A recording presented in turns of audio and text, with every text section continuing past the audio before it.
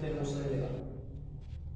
সর্বাপেক্ষে সেই মহান আল্লাহ তাবারাকা ওয়া তাআলার দরবারে প্রশংসা করি যে আল্লাহ আমাদেরকে প্রতি জুমার নেই আজকেও সালাতুল জুমা আদায় করার জন্য আমাদের সকলকেই মসজিদে আসার তৌফিক দান করেছেন। তাই সকলেই বলি আলহামদুলিল্লাহ। তারপরে ধর্মের গুরু, ধর্মের নেতা মা আমিনাল্লাহ মুরদুলাল হযরত আহমদ মুস্তাফা মুহাম্মদ মুস্তাফা সকলে বলি সাল্লাল্লাহু আলাইহি ওয়াসাল্লাম। পৃথিবীতে এমন কিছু পাপ রয়েছে যেটা ইহকালেও ক্ষতিগ্রস্ত, পরকালেও ক্ষতিগ্রস্ত, যেটা ইহকালেও বিপজ্জনক, পরকালেও বিপজ্জনক। তার মধ্যে একটি পাপ হলো অহংকার। দুনিয়াতে অনেক পাপ রয়েছে যে ইহকালেও ক্ষতিগ্রস্ত, পরকালেও ক্ষতিগ্রস্ত। তার মধ্যে একটি হলো অহংকার। পৃথিবীতে মানুষ কয়েকটা কারণে, কয়েকটা বিষয়ে মানুষ অহংকার করে। তার মধ্যে অনেক কেউ নিজের ধন সম্পদ মাল নিয়ে অহংকার করে, আবার কেউ নিজের শক্তি নিয়ে অহংকার করে, আবার অনেকেই আছে নিজের জ্ঞান, নিজের বিদ্যা, নিজের ডিগ্রি নিয়ে অহংকার করে। আবার কেউ দেখবেন মেয়েরা নিজের চেহারা নিয়ে অহংকার করে। এরকম কয়েকটা বিষয়ে মানুষ অহংকার করে। হারেসা ইবনে ওয়াহাব রাদিয়াল্লাহু তাআলা আনহু বলেন, রাসূল সাল্লাল্লাহু আলাইহি ওয়াসাল্লাম সাহাবীদেরকে বললেন, ও আমার সাহাবীরা, আমি কি তোমাদেরকে জান্নাতি লোকদের কথা বলে দিব না কারা আল্লাহর জান্নাতে যাবে? আবার বিশ্বনবী বললেন, ও আমার সাহাবীরা, কারা আল্লাহর জাহান্নাম যাবে সেই লোকদের কথা কি আমি বলে দিব না কারা আল্লাহর জাহান্নাম যাবে? বিশ্বনবী বললেন, জান্নাতে যাবে ওই লোকগুলি কমজোর, দুর্বল, যাদেরকে মানুষেরা দুনিয়াতে হীন তুচ্ছ মনে করত। অনেক ধনী মানুষ সেই গরিব মানুষদেরকে মানুষই মনে করত না, ওই লোকগুলি আল্লাহর জাহান্নাম যাবে। আর যারা গরিব কমজোর এরা আল্লাহর জান্নাতে যাবে। আবার বিশ্বনবী বললেন, জাহান্নাম যাবে কারা? জাহান্নাম যাবে কারা? বিশ্বনবী বললেন, বদমেজাজি, রাগান্বিত, অহংকারী ব্যক্তি আল্লাহর জাহান্নাম যাবে। যারা কথায় কথায় গালিগালাজ করে, যারা কথায় কথায় রাগান্বিত হয়ে যায়, কথায় কথায় গালিগালাজ করে, মুখ খারাপ করে, ওই লোকগুলি আল্লাহর জান্নাতে যাবে না, পাবে না, পাবে না।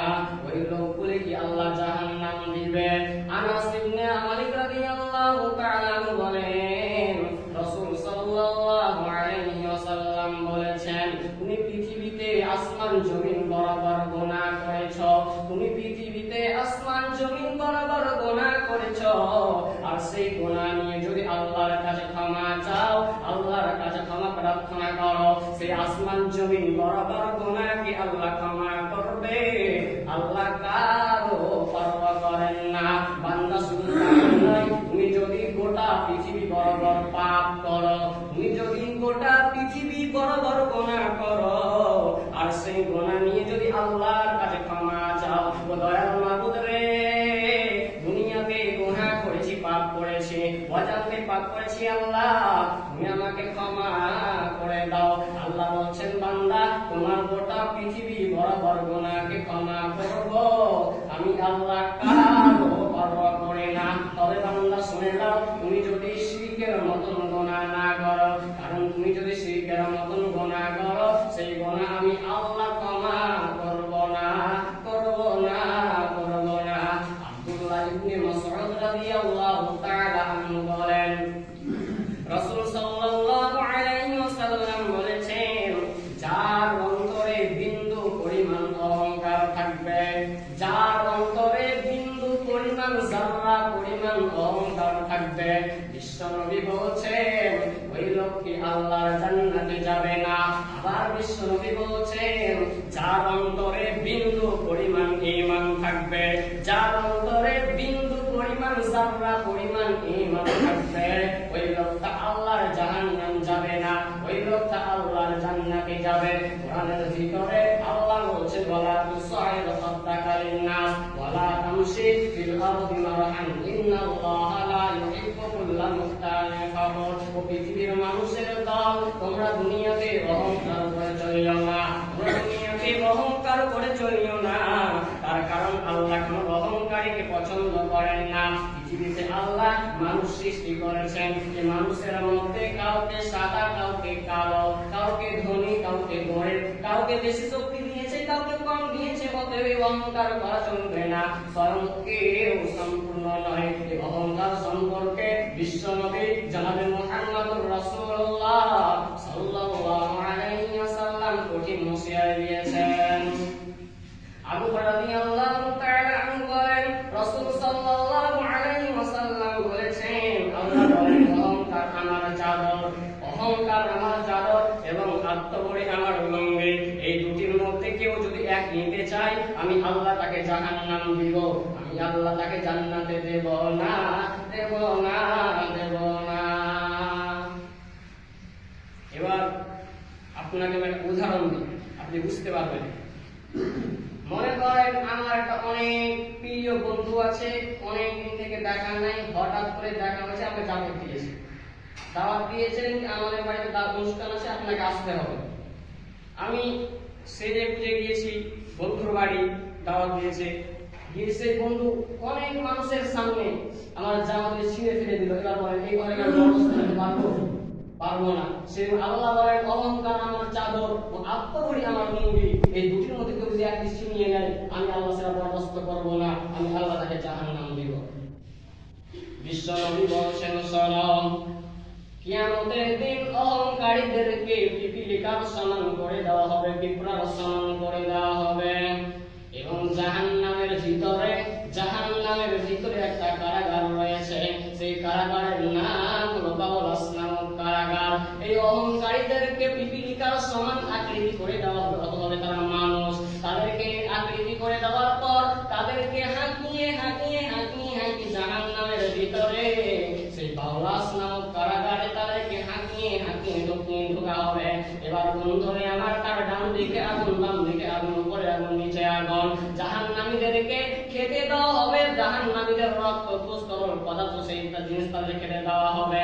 আব্দুল্লাহ ইবনে মাসউদ রাদিয়াল্লাহু তাআলা আনহু বলেন, রাসূল সাল্লাল্লাহু আলাইহি ওয়াসাল্লাম বলেছেন, যার অন্তরে সরিষা দানা সম পরিমাণ ঈমান থাকবে, সেই লোকটা আল্লাহর জাহান্নাম যাবে না।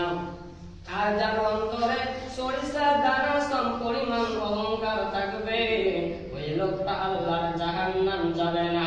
আবু হুরায়রা রাদিয়াল্লাহু তাআলা আনহু বলেন, রাসূল সাল্লাল্লাহু আলাইহি ওয়াসাল্লাম বলেছেন, তিন শ্রেণীর মানুষের সঙ্গে আল্লাহ কিয়ামতের দিন কথা বলবেন না। তার মধ্যে একজন বয়স্ক জিনাকার, বয়স হয়ে গেছে, তারপর জিনা করে, মেয়ের দিকে খারাপ নজরে তাকায়, ওই লোকটার সাথে কিয়ামতের দিন আল্লাহ কথা বলবেন না। নাম্বার 2, মিথ্যুক শাসক, একটা শাসক, গ্রামের শাসক এবং মানব সর্দার এবং নেতারা, গ্রামের শাসক, এই নেতারা যদি মিথ্যা কথা বলে, এই লোকগুলি আল্লাহর জাহান্নাম যাবে এবং এরা আল্লাহর জান্নাতে যাবে না, যাবে না, যাবে না। আপনাদেরকে ইতিহাস শোনাই, সাহাবীরা কেমন নেতা ছিলেন। আমিরুল মুমিনিন খলিফাতুল মুসলিমিন উমর রাতের বেলায় লাঠি নিয়ে দৌড়ে বেড়ায়, রাতের বেলায় ঘুরে বেড়ায়, গ্রামে ঘুরে বেড়ায়, দেখে কেউ নাকি অভাবগ্রস্ত আছে নাকি। দেখতে আমিরুল মুমিনিন উমর দেখলো পাহাড়ের গুহায় একজন মহিলা এবং তার 2 জন বাচ্চা কান্না করছে, এবং সেই মহিলা যেন কড়াইয়ের ভিতরে কি যেন রান্না করছে। আমিরুল মুমিনিন উমর খলিফাতুল মুসলিমিন উমর গিয়ে দেখলো সে তার বাচ্চারা কান্না করছে, অনেক কান্না করছে, এবং হাড়ির ভিতরে দেখলো পাথর দিয়ে শুধু রান্না করছে, নাড়াচাড়া করছে। এবার তখন সেই মেয়েকে বলছে, তুমি কেন এদেরকে খাওয়াই নাই? তুমি এরা কান্না করছে কেন, তুমি এদেরকে খাওয়াও নাই? তখন বলছে, আর তুমি আমাকে অপরাধী বলতে পারো না, তার কারণ হলো কদিন থেকে আমাদের বাড়িতে কোনো খাবার নাই, তুমি আমাদেরকে অপরাধী বলতে পারো না। আমিরুল মুমিনিন খলিফাতুল মুসলিমিন বললেন, দাঁড়াও, আমি তোমার ব্যবস্থা করতেছি। দৌড়ে বাড়ি গেল, বাড়ি যাওয়ার পর তার খাদেম আসলামকে ডেকে বলছেন, আসলাম রে, বাইতুল মালের দরজা তাড়াতাড়ি খোলো, তাড়াতাড়ি এখান থেকে সবজি লোড করো, খাবার লোড করার পর আমিরুল মুমিনিন উমর আসলামকে বলছে, আসলাম রে, এই বোঝা আমার মাথায় উঠিয়ে দাও। আসলাম বলছে, আমিরুল মুমিনিন উমর, কেমন কথা আপনি বলছেন? আপনার বোঝা বহন করার জন্য আমি তো খাদেম রয়েছে, আপনার বোঝা বহন করার জন্য আমি তো খাদেম রয়েছি, কেন আপনি কষ্ট করবেন? আমিরুল মুমিনিন উমর বলছেন, আসলাম রে, আজকে যে দৃশ্য আমি দেখে এলাম, এই দৃশ্যের কারণে কিয়ামতের দিন আল্লাহ আমাকে তার গলায় না দাঁড় করায়। আমিরুল মুমিনিন উমর নিজের মাথায় বোঝা উঠিয়ে নিলেন। বোঝা উঠিয়ে নেওয়ার পর দৌড়াতে এবং তার চাকর আসলাম তার পিছন দৌড়ায়। তাড়াতাড়ি করে রান্না বান্না করার পর তাদের ছেলে পেলেদের খাওয়িয়ে দিল। তারপরে সেও মেয়েটাও খেলো। এবার মেয়েটা কাঁদতে বলছেন, উমারকে বলছেন, এই নাগরিকের যদি নেতা আমিরুল মুমিনিন উমর না হয়ে যদি আপনি হতেন কতই না ভালো হতো। তাতে আমিরুল মুমিনিন নিজের পরিচয় দিলেন না, বললেন, বোন, তুমি কাল সকালে সেই খলিফাতুল মুসলিমিন উমরের কাছে দেখা করার চেষ্টা করবে এবং সেখান থেকে আমিরুল মুমিনিন উমর চলে গেলেন। সকালবেলায় সেই মেয়ে আবার গিয়েছেন আমিরুল মুমিনিন উমরের কাছে, দেখেই চিনে গেছে এটাই তো রাতের যুবক, যাকে আমি রাতের বেলায় আপন কাপন কথা বলেছি, এটাই তো সেই যুবক, রাতের বেলায় আমি কতই না কথা তাকে বলেছি। আমিরুল মুমিনিন সেই মেয়েটাকে দেখে দাঁড়িয়ে গেলেন। দাঁড়িয়ে যাওয়ার পর বলছেন, বোন, রাতের দৃশ্য দেখে আমি আপনার জন্য যা ব্যবস্থা করেছি সব আল্লাহর জন্য। আপনি আমাকে কিয়ামতের দিন আসামের কাজ গড়াই না দাঁড় করান। আমিরুল মুমিনিন উমর বলছেন, বোন, তুমি আমাকে ক্ষমা করে দাও। এবার বন্ধু বলছে, আমি আপনাকে চিনতে পারিনি, আমাকে ক্ষমা করে দাও। আমিরুল মুমিনিন বলছে, তুমি কেন ক্ষমা চাইছো? এটা তো আমার ভুল, আমাকে দেখা দরকার ছিল। এরকম ছিল সাহাবীদের নেতারা। এবার শুনলেন একটা গ্রামের বিচার করলো, সরকার কেমন বিচার করবে না বিচার করবে, টাকা দিকে সেই দিকে বিচার, বড় লোক ছোট লোক দিকে বিচার করবে, কেমন বিচার করবে? বিশ্বনবী জনাবে মুহাম্মদুর রাসূলুল্লাহ সাল্লাল্লাহু আলাইহি ওয়াসাল্লামের কাছে দুইজন ব্যক্তি বিচার নিয়ে গেলেন। তার মধ্যে একজন হলো কাফের আর একজন হলো মুসলমান। একজন হলো কাফের ও একজন হলো মুসলমান। দুইজন মিলে গিয়েছে আমিরুল বিশ্বনবীর কাছে। বিশ্বনবী জনাবে মুহাম্মদ রাসূলুল্লাহ সাল্লাল্লাহু আলাইহি ওয়াসাল্লাম বলছেন, একটা বিচারের ছানি নিয়ে এসে বিচার করে দাও, একটা বিচারের ছানি নিয়ে এসে বিচার করে দাও। বিশ্বনবী তাদের কথা সব শুনে নিলেন। কথা শোনার পর মুসলমানের প্রতি রায় না দিয়ে কাফেরের প্রতি রায় দিলেন। বিশ্বনবী সব কথা শুনে নিলেন। তারপরে দোষারোপ করলেন কাফেরকে দোষারোপ করলেন না, কাফের খালাস ছেড়ে দিলেন। দোষারোপ করেন মুসলমানকে। মুসলমান তখন রাগান্বিত হয়ে গেল, কেন আমি নামাজ পড়ি নবীর পিছনে, আমি জিহাদে অংশগ্রহণ করি, দান করি, সাদকা করি, তারপর আমার প্রতি রায় না দিয়ে কাফেরের প্রতি কেন রায় দিল? তার বিচার পছন্দ হলো না। এবার চলে গেল আমিরুল মুমিনিন উমরের কাছে। উমরকে গিয়ে বলছে, উমর, একটা বিচারের ছানি নিয়ে এসেছি, বিচার করে দিতে হবে। একটা বিচারের ছানি নিয়ে এসে বিচার করে দিতে হবে। আমিরুল মুমিনিন উমর বলছেন, প্রথমে কার কাছে গিয়েছিলে তুমি বলো, প্রথমে কার কাছে বিচার নিয়ে তুমি গিয়েছিলে তুমি বলো। তখন আমিরুল মুমিনিন উমর বলছিল, বলো যে আমি প্রথমে গিয়েছিলাম বিশ্বনবী জনাবে মুহাম্মদুর রাসূলুল্লাহ সাল্লাল্লাহু আলাইহি ওয়াসাল্লামের কাছে। এবার উমর ঘরের ভিতরে ঢুকলেন। ঘরের ভিতরে ঢোকার পর একটা তলোয়ার বের করে এক চুপে গর্দান ছুটিয়ে দিলেন। এবার বললেন যে বিশ্বনবীর বিচারকে অমান্য করে, এটা যে বিশ্বনবীর কথাকে অমান্য করে সে মুসলমান হতে পারে না, সে মুসলমান থেকে বাতিল হয়ে গেল, এই জন্য তাকে হত্যা করে দিল। বিশ্বনবী ৩ নম্বরে বলছেন, ওই লোকের সঙ্গে কিয়ামতের দিন আল্লাহ কথা বলবেন না। গরিব অহংকারী, যে গরিব অহংকার করে, অনেক গরিব মানুষ অহংকার করে, বিশ্বনবী বলছেন কিয়ামতের দিন তার সঙ্গে আল্লাহ কথা বলবেন না। অনেক গরিব মানুষ অহংকার করে কখন? যখন হঠাৎ গরিব আছে, হঠাৎ করে হয়তো ঘটে দাঁড়াচ্ছে, হয়তো কোনো কি পেয়েছে, হঠাৎ করে বড় লোক হয়ে গেছে, এরকম যে মানুষটার অহংকার হয়। এই অহংকার দরিদ্র, আল্লাহ কিয়ামতের দিন তার সঙ্গে কথা বলবেন না। আবু রাদিয়াল্লাহু তাআলা আনহু বলেন, রাসূল সাল্লাল্লাহু আলাইহি ওয়াসাল্লাম বলেছেন, যে ব্যক্তি অহংকার বশত টাকনোর নিচে কাপড় পরিধান করবে, যে ব্যক্তি অহংকার বশত টাকনোর নিচে কাপড় পরিধান করবে, বিশ্বনবী বলছেন ওই লোকটা আল্লাহর জাহান্নাম যাবে। করে ওই লোকটা আল্লাহর জান্নাতে যাবে না, যাবে না, যাবে না। অনেক মানুষের লুঙ্গি টাকনুর নিচে থাকে, অনেক যুবকের প্যান্ট নিচে থাকে, পায়জামা পরে টাকনুর নিচে পড়ে ফ্যাশন হয়ে গেছে। আসলে বিশ্বনবী বলছেন যে লোকটা টাকনুর নিচে কাপড় পরিধান করবে ওই লোকটা আল্লাহর জান্নাতে যাবে না, পাবে না, পাবে না। অন্য হাদিসের ভিতরে নবীজি বলছেন যে ব্যক্তি টাকনুর নিচে কাপড় পরিধান করে নামাজ আদায় করলো, যে ব্যক্তি টাকনুর নিচে কাপড় পরে নামাজ আদায় করলো, আল্লাহ বলেন ওই লোকটা নামাজের মধ্যে আছে না তামাশের মধ্যে আছে, কোনো আল্লাহর যায় আসে না। তার মানে বোঝা গেল যে ব্যক্তি টাকনুর নিচে কাপড় পরিধান করে নামাজ আদায় করবে, যে ব্যক্তি টাকনুর নিচে কাপড় পরিধান করে নামাজ আদায় করবে ওই লোকটার নামাজ হবে না। সর্বপ্রথম অহংকার করেছিলেন ইবলিস।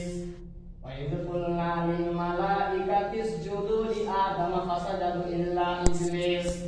আল্লাহ তাবারাক ওয়া তাআলা ফেরেশতাদেরকে যখন আদমকে সৃষ্টি করলেন, ফেরেশতাদেরকে নির্দেশ দিলেন ও ফেরেশতার দলেরা, ও ফেরেশতার দল, ও ফেরেশতারা তোমরা আদমকে সিজদা করো।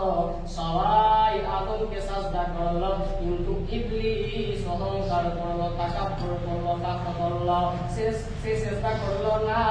এই জন্য কাফেরদের অন্তর্ভুক্ত হয়ে গেল। অত কিয়ামত পর্যন্ত যত মানুষ অহংকার করবে, যত লোক অহংকার করবে, সবাই সেই ইবলিসের অন্তর্ভুক্ত হবে। কেউ আল্লাহর জান্নাতে যাবে না, পাবে না, পাবে না। এবার দেখেন বিশ্ব নবীর আখলাক চরিত্র কেমন ছিল। বিশ্বনবী অহংকার করেননি, কারণ বিশ্বনবীর জীবনে কোনো গুনাহ ছিল না।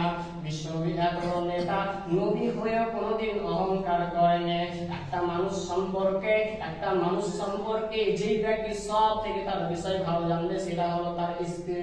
তার স্ত্রী তার যে ভিতরের কথা বাইরের কথা সব জানতে পারবে, এবং তার স্ত্রী এমন কোন পৃথিবীতে নেতা নাই যে বলবে আমার দিনের আলোতে যে আচরণ তোমরা আমার ভিতরে দেখতে পাবে, রাতের আধারে যে আচরণ আমার ভিতরে দেখতে পাবে, সব মানুষদেরকে খুলে খুলে বলে দাও। কিন্তু বিশ্বনবী জনাবে মুহাম্মদুর রাসূলুল্লাহ সাল্লাল্লাহু আলাইহি ওয়াসাল্লাম তার স্ত্রীকে বলছেন আমার দিনের আলোতে এবং রাতের আধারে যে আচরণ তোমরা আমার ভিতরে দেখতে পাবে, দিনের আলোতে এবং অন্ধকারে যে আচরণ তোমরা আমার ভিতরে দেখতে পাবে, সেই আচরণ তোমরা মানুষের কাছে খুলে খুলে বলে দাও।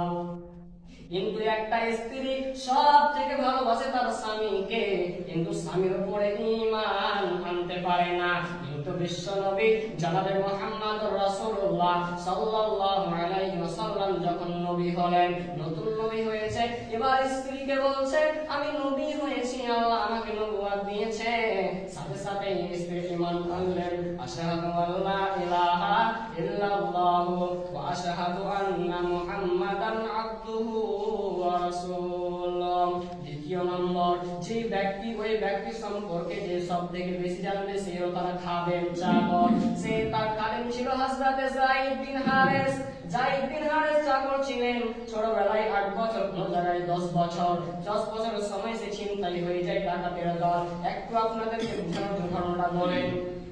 যখন যায়েদ 8 বছর কিংবা 10 বছর বয়স, কোথাও 8 বছর কোথাও 10 বছর এসেছে, কোথাও যখন 8 বছর বয়স তখন তার মা এবং খালার কাছে ছিল। এবার বলছে নানি বাড়ি যাব। ছোট ছেলে যখন নানির কথা শুনলো, ছোট ছেলে বুঝতে লাগলো নানির বাড়ি যাবে। এবার একবার খালার হাত, একবার মার হাত, একবার খালার হাত, এরকম করে বাগান দিয়ে যাচ্ছে, রাস্তা দিয়ে যাচ্ছে। এমন সময় ছিনতাইয়ের দলেরা, লুটারের দলেরা সেই যায়েদকে ছিনতাই করে ডাকাতি করে নিল। এবার ডাকাতের দল তাকে বিক্রি করার জন্য নিয়ে গেল মদিনার বাজারে। মদিনার বাজারে যখন বিক্রি করার জন্য নিয়ে গেল, সেই জামানায় মানুষ বিক্রি হতো, খাদিম বিক্রি হতো। যায়েদকে বিক্রি করার জন্য মদিনার বাজারে নিয়ে যাওয়া হলো। এবার কিনলেন খাদিজার ভাতিজা কিনলো যে খাদিজাকে গিফট দিবে বলে, যে খাদিজা একাই, আমি একে দিব, তার সঙ্গে একা তার সময় টাইম পাস করবে। এবার তখন তার ভাতিজা তাকে যায়েদকে কিনলো। এবার যায়েদকে কেনার পর তার ভাতিজা খাদিজা রাদিয়াল্লাহু তাআলা আনহাকে যায়েদকে দিয়ে দিল। এবার যখন খাদিজা বিশ্ব নবী জনাবে মুহাম্মদুর রাসূলুল্লাহ সাল্লাল্লাহু আলাইহি ওয়াসাল্লামের সাথে যখন বিয়ে হয়ে গেল, তখন খাদিজা বিশ্ব নবীকে যায়েদকে দিয়ে দিলেন। বললেন, ইয়া রাসূলুল্লাহ, যায়েদ তো আমার কাছে ছিল, আমার তোমার সঙ্গে এখন বিয়ে হলো, এখন তোমার যা কিছু প্রয়োজন পড়বে, কখনো উজুর পানি, কখনো জামা কাপড় নিয়ে আনার দরকার হবে, এই যে আমি যায়েদকে তোমাকে দিয়ে দিলাম, এই যায়েদ তোমাকে সব কামে সহযোগিতা করবে। এবং যায়েদ থাকতে লাগলো বিশ্ব নবী জনাবে মুহাম্মদুর রাসূলুল্লাহ সাল্লাল্লাহু আলাইহি ওয়াসাল্লামের কাছে। এবং থাকতে থাকতে অনেক বড় হয়ে যায়, কত 15 বছর 18 এবং হয়ে যায়। হয়ে যাওয়ার পর সেই মক্কাতে দুইজন ব্যক্তি যায়েদের গ্রাম থেকে হজ করতে আসে। হজ করতে এসে চিনে গিয়েছে এটাই তো যায়েদ, ছোটবেলায় যে হারিয়ে গেছে, ডাকাতি হয়ে গেছে, এটাই তো সেই যায়েদ। দুইজন লোক গিয়ে যায়েদের মাকে বলছে, যায়েদের আব্বাকে বলছে, ও যায়েদের আব্বা, তোমাদেরকে আর কাঁদতে হবে না, তোমাদেরকে আর কাঁদতে হবে না, তোমাদের যায়েদ রয়েছে মক্কা মুহাম্মদুর রাসূলুল্লাহ সাল্লাল্লাহু আলাইহি ওয়াসাল্লামের বাড়িতে। এবং যায়েদের বাবা এবং যায়েদের চাচা দুইজন মিলে কিছু মাল নিয়ে, কিছু দিরহাম নিয়ে চলে গেলেন বিশ্ব নবীর বাড়িতে। যে বলছে, রাসূলুল্লাহ, হাবিবাল্লাহ, আমি শুনেছি নাকি আপনার বাড়িতে আমার যায়েদ রয়েছে, যে যায়েদ ছোটবেলায় যখন আমাদের বাড়িতে 8 বছর 10 বছর ছিল, তখন চিন্তাই হয়ে যায় সেই ছেলে নাকি আপনার বাড়িতে। বিশ্ব নবী যায়েদকে রাখেন, যায়েদ রে, একটু বাইরে এসো, তুমি দেখো এই লোকগুলোকে চিনতে পারছো, এই লোকগুলিকে কি চিনতে পারছো, এটাই কি তোমার বাবা, এটাই কি তোমার চাচা? যায়েদ কাঁদতে কাঁদতে বলছেন, মারে রাসূলুল্লাহ, এটাই আমার বাবা, এটাই আমার চাচা, এটাই আমার বাবা। বিশ্বনবী কাঁদতে কাঁদতে বলছেন, যায়েদ, আজকে আমি তোমাকে চলে যেতেও বলবো না, থেকে যেতেও বলবো না। তুমি যদি চলে, আমি যদি বলি, নবী যদি বলি যায়েদ তুমি থেকে যাও, আর যদি তুমি চলে যাও, তাহলে তোমার বিশ্বনবীর কথা অমান্য হবে, আল্লাহ বরদাস্ত করবে না। আর আমি বিশ্বনবী যদি বলি যায়েদ তুমি থেকে যাও, চলে যাও, আর যদি তুমি থেকে যাও, তাহলে বিশ্বনবীর কথা অমান্য হবে। অতএব আমি আজকে কিছুই বলবো না, তোমার মন হলে থেকে যাও, আর যদি মন চাইলে চলে যাও, তুমি যেতেও পারো, থাকতেও পারো, তোমাকে কোনো বাধা দিব না। যায়েদ একবার বিশ্বনবীর দিকে তাকায়, একবার তার বাবার দিকে তাকায়, কাঁদছে এবং তার বাবাকে বলছে, বাবা বলছে, বাবা, আমি দুনিয়াতে অনেক জায়গায় ঘুরেছি, কিন্তু এমন লোক জীবনে কোথাও দেখি নাই, এমন লোককে জীবনে দেখি নাই, আমার কিসমত এখানে এসে তুলে দিয়েছে, আমি এখান থেকে আর কোথাও যাব না। যায়েদ ছোটবেলায় হারিয়ে, যায়েদ ছিলেন বিশ্বনবীর খাদেম, অনেক জায়গায় বিশ্বনবীর পুত্র হিসাবে ঘোষণা করেছেন। এই যায়েদ যখন বিশ্বনবী তাকে বললেন, যায়েদ, আমি নবী হয়েছি, আমি নবুয়ত পেয়েছি, সাথে সাথে যায়েদ ঈমান আনলেন, আশহাদু আল্লা ইলাহা ইল্লাল্লাহু ওয়া আশহাদু আন্না মুহাম্মাদান আবদুহু ওয়া রাসূলুহু। এবার 3 নম্বর যে খাদেম ছিলেন হযরতে আনাস। হযরতে আনাস বলেন, আমি 8 বছর ধরে বিশ্বনবীর খাদেমগিরি করেছি, কিন্তু কখনো জুতার পানি, কখনো জুতা সোজা করতাম, কখনো জামা এনে দিতাম, কখনো এই বিশ্বনবী আমাকে ধমক দিয়ে কথা বলেনি, ওই এটা কেন তুমি করলে না, এটা কেন করলে, এটা কেন করলে না, কোনোদিন আমাকে ধমক দিয়ে কথা বলেনি। অতএব যখন বিশ্বনবী নবী হলেন, তখন সাথে সাথে হযরতে আনাস ঈমান আনলেন, আশহাদু আল্লা ইলাহা ইল্লাল্লাহু ওয়া আশহাদু আল্লা ইলাহা ইল্লাল্লাহু ওয়াহদাহু লা শারীকা লাহু ওয়া আশহাদু আন্না মুহাম্মাদান আবদুহু ওয়া রাসূলুহু। অতএব বিশ্বনবী অহংকার করেনি এবং আমাদেরকে অহংকার থেকে বেঁচে থাকতে হবে।